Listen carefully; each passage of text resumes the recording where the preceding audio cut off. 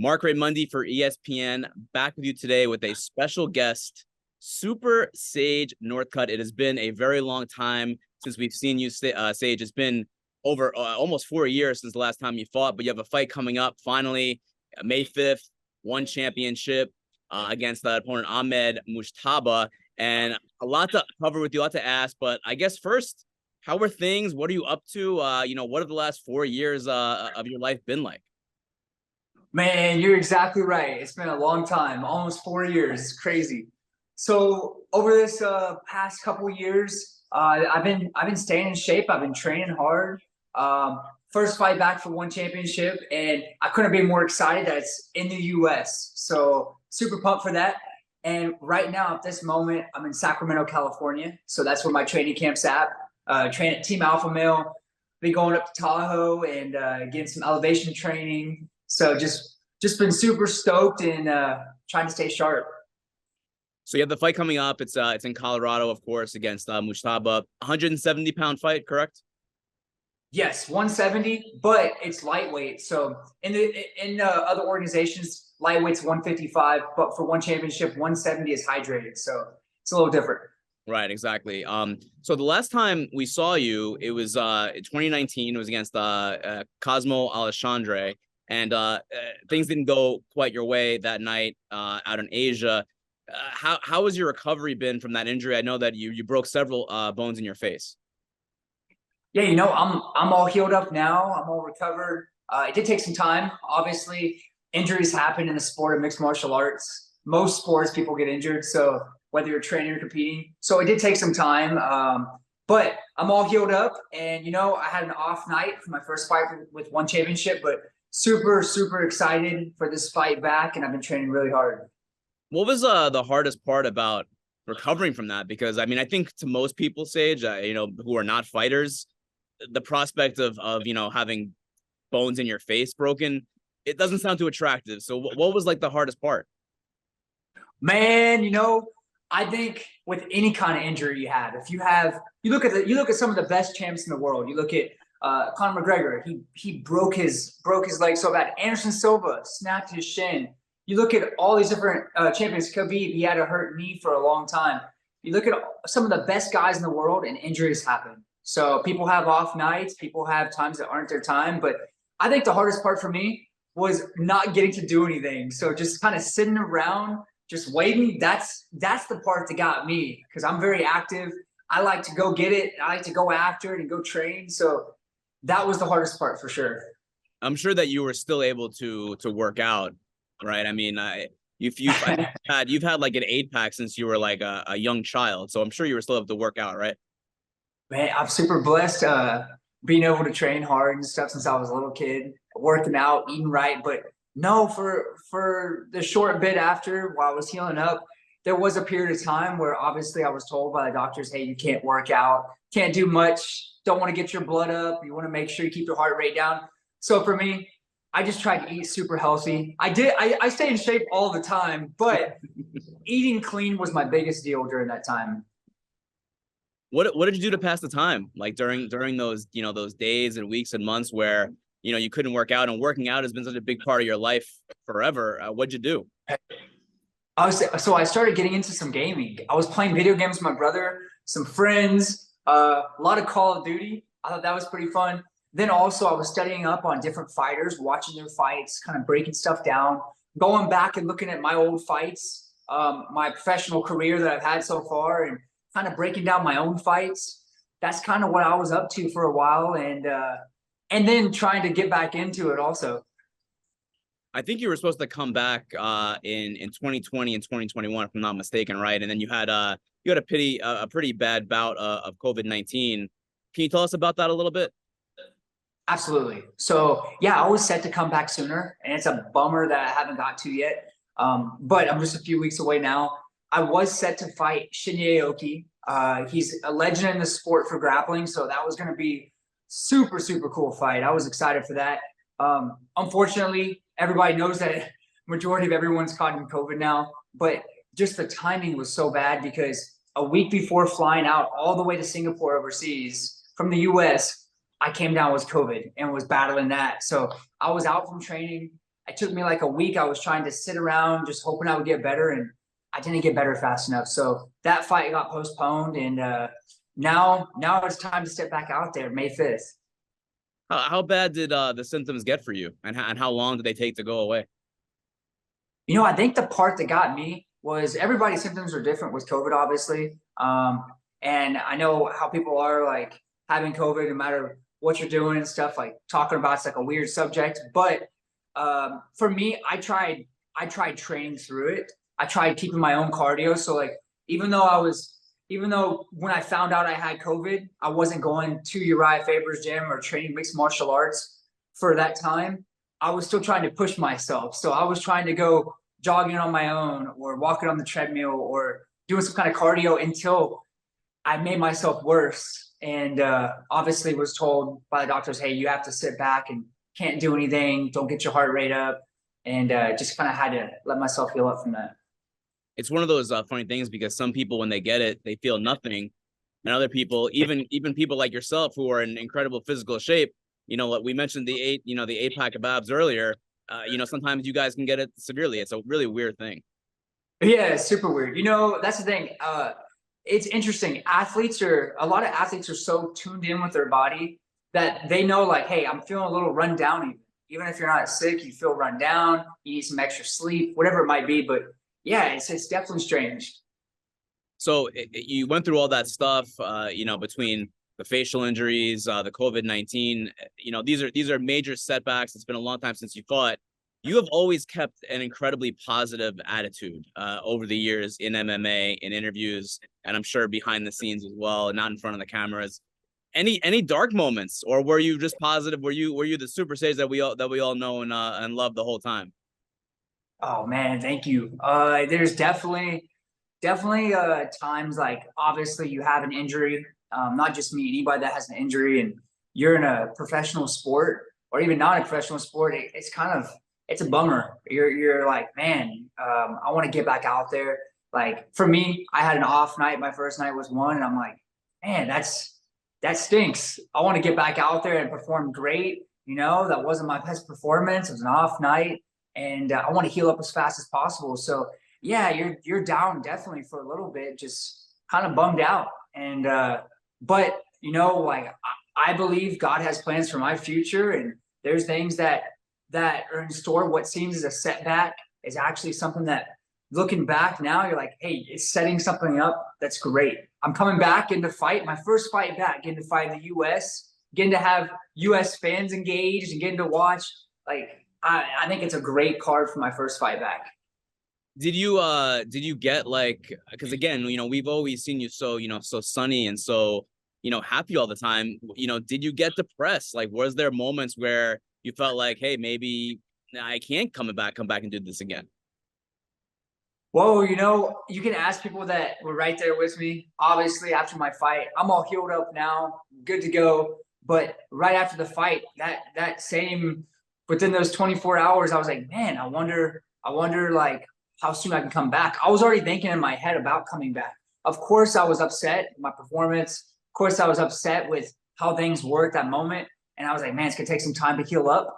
But at the same time, I was already planning on coming back, wanted to heal up. And you can ask people that know me, my coaches, my family. When I was in the process of healing up, like the first 6 months or so, I was probably pushing it too hard. I was trying to get back out and go jogging outside, like the least amount of impact that I could do, or ride a bike. And that was affecting me for a little bit because I had to heal up. So there was definitely times where it was like, man, this is really annoying. Were you in Sacramento the whole time, or were you back home in Texas as well? I was in Sacramento for a little bit. I saw my family in Texas for a little bit. I was out in Los Angeles area for a little bit. So I was a little bit in different spots. Any acting roles for you? I know your wife Amanda is very involved in that world in Hollywood. Oh yeah, she's talented. She's great at voiceovers too. She was the voiceover for one of the Powerpuff Girls, for Amphibia, for Trolls. She plays Poppy on Netflix for the Trolls show. Like, she's super talented. For me, I guess something I got my feet into during the last couple of years. It was a blessing getting to be on The Apprentice. I thought that was super fun. Just getting to have a little fun filming a couple episodes for that, and maybe in the future doing some acting. Yeah, I think so. I think so. You have the Hollywood good looks there, Sage. The one of the funny things, and obviously it's not funny, but you're out for 4 years. You're still only 27 years old. You're not even in your athletic prime yet, and you missed all that time, but you're still, you still have plenty of time to do big things in the sport. Was that in the back of your mind as well? Like, I'm still young. I still have, maybe another 10 years in MMA. Yes, absolutely. Looking at when I last had my fight, I don't know if it was 2020, or not 2020. I don't know if it was when I was 20. It's 2019. So just about 4 years ago. I mean, I was about 23 years old. That's crazy to think. And coming from the previous organization I was with, fighting professionally, and I was on a 3-fight win streak. That's like I'm super young. So having something like this, I guess, while I'm kind of young in my career, healing up from it, now I'm all good. Coming back is like a learning experience. And, I look at it as I have a long career ahead of me. I could be fighting until I'm in my 40s. And I think I have a very strong career ahead of me. I'm glad you brought that up, because I feel like there are some misconceptions about your career. You were on a winning streak when you left the UFC. There was not a situation where you were released. It was nothing like that. It was you were actually, doing very well at that point in time. Do you feel like that there's been some misconceptions, or maybe kind of like a spin of how that went? Oh yeah, absolutely. I had 6 wins and 2 losses in the UFC, and my last 3 fights were 3 consecutive wins, with my last fight being me moving up from 155 to 170 and finishing my opponent by knockout. So I was coming off a 3-fight win streak, coming off of a knockout at a weight class up, knocking my opponent out, and my contract ended. And one championship offered what they offered, and the UFC was not able to match it. I made the choice to go to one championship, and was really interested in one. So that's why I made the move. And I think there definitely was some different stories going on somehow, but yeah. I know you have this fight coming up, and it's your first fight back, and I'm sure you want to get that, under your belt.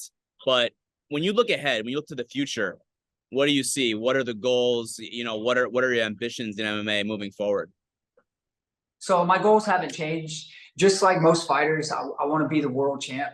I also want to do it in multiple different sports. So I have a kickboxing background growing up, a karate background, and I feel like kickboxing would be great for me to compete in the future. I feel like competing in submission grappling will be awesome too. For instance, I had a fight set up with Shinya Aoki. That'd be something cool for the future, to have a submission grappling match like that. Just test my skills, show my skills out there, and test myself. Also, I think being very active. Obviously, like you said, I'm focused on this fight right now, May 5th, my first fight back in several years. So I'm completely zoned in on this fight. But after this fight, I would love to be very active. Tell me a little bit about your training camp with Team Alpha Male. Of course, Uriah Faber, one of the all-time greats in the game. Who have you been training with, and how has that gone the last few weeks up there? Oh yeah, so training camp's been going great. My coaches, Uriah Faber, like you listed. All the coaches at Team Alpha Male. One of my coaches, Fabio. I got Danny Castillo. The list goes on. There's so many good coaches. My boxing coach. I'm surrounded by a great team and a bunch of great fighters. So every day, it's like a fight in the gym. You're getting to test yourself against some of the best grapplers, some of the best strikers. It's a very good gym. You mentioned, Alpha Male has always been known for, wrestling and grappling. That's Uriah Faber's bread and butter, right? That was his game. He was a wrestler in college, and he has passed that down on to his students at Team Alpha Male. I guess, you could say that if you did have a weakness back then, back before you got hurt, it was that aspect, right? You did come up as a kickboxer. You were a championship level kickboxer. How much would you say you've improved that wrestling and grappling portion of your MMA game? Yeah, you're right. Before training at Uriah Faber's gym, I was studying to be an engineer in college. So I was going to a jiu-jitsu studio, but it's a little bit different. getting to train jiu-jitsu for MMA. So getting to really have all that access to the knowledge with Uriah Faber and my coaches there at Team Alpha Male and the different training partners has really helped tremendously. And I'm really looking forward to being able to show all the hard work that I've been putting in and how hard I've been training. I think there was a time period, when you were young and, you were first coming to the UFC where a lot of people said, this is a guy that could be one of the faces of the sport in a few years, one of the faces of the UFC. Now you're in one. Do you see yourself maybe becoming, in a short order, one of the faces for one in the United States if you're not already one of those? I would absolutely love that, for sure. That's something that I would like. I like to win every single one of my fights going forward. Obviously, I like to be very dominant. I like to go out there and put on a great show for everyone. And I like to try to finish my opponents. I try to make things exciting. So I think that'd be really cool. And looking at one championship coming to America, that's awesome too, because I know when it was just based overseas, it's kind of like the fans in the US getting up in the middle of the night to try to watch it was very tough. But now in America, people are going to go actually tune in at the arena, and if they can't, they can watch it on Amazon Prime Video. So it's super cool. Last thing, Sage, are you still able to do that front flip that you did after your fights in Celebration? Can you still do that at the ripe old age of 27? Yes, sir. Definitely. You know it. Will you do that if you win on May 5th after your one championship fight in Denver? And I haven't even thought about it, actually. I've just been so zoned in on this fight. But I'll probably get super excited. That's what happened. I get super excited and I want to do something cool, for everybody. Well, you are Super Sage. Thank you. So you have to get super excited, of course. Yo, yes, sir. Is that stuff that you practice? Like, it's almost like parkour in a sense, right? Or gymnastics. Like, do you practice stuff, or is it just naturally? You just said, I mean, I wouldn't even know like how to learn that, because if I tried to do it, I would probably break my neck. Yeah, I practiced it since I was pretty young. Different flips, different tricks. I trained gymnastics growing up, so that's really helped out a lot of core strength and learning those things too. But for karate, I learned a lot of those tricks and flips for karate. So definitely. I feel like some of that stuff would be very applicable for professional wrestling. Have you ever thought about that? I have, actually. There was a Malachi Black came by Team Alpha Male recently. I saw that recently. Yes, yeah, AEW, and came by. We got a little stuff together, and we were talking about that. Like, it shares a lot of stuff in common, especially the acrobats and just like strength and speed and agility, like all those things. That's pretty cool. He's a legitimate badass, is he not, Malachi Black? He can fight a little bit. Right. Yeah. He grew up doing Muay Thai. Definitely can. Yeah, he went to Duke Rufus's gym a few years ago, and I was talking with Duke about that, and he was like, that guy could have been a pretty good kickboxer if that's the path that he wanted to go on. So maybe in the future we'll see you in WWE, AEW. Oh, that'd be cool. Yeah, I can see it. Definitely. Awesome. Well, Sage, thank you so much again. May 5th, one championship. Again, big return, 4 years. It's great to have you back. Still a bundle of positivity and happiness. So good luck with everything that date and in the future. Yes, sir. Hey, thanks so much. Thanks, Sage. All right. See you. Thank you for watching ESPN on YouTube. For live streaming sports and premium content, subscribe to ESPN+.